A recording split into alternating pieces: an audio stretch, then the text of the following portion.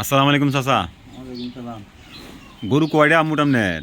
আমার পাঁচটা পাঁচটা। পাঁচটা এবার ঈদে পাঁচটা গরু আপনি বানছেন না? হ্যাঁ পাঁচটা বানিয়েছি।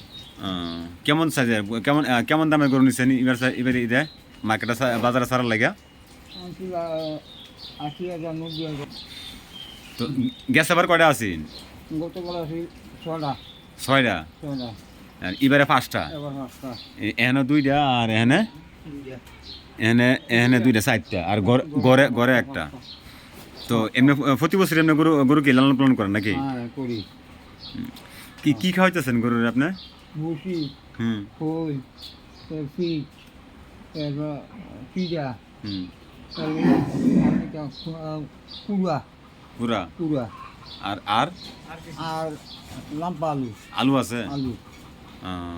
আচ্ছা ঠিক আছে। তো কি মনে করেন এবারে বাজার কেমন যাইব? বাগানে ইনশাল্লাহ। আচ্ছা ঠিক আছে চাচা, শুভকামনা রইল আপনার লেগে। আচ্ছা।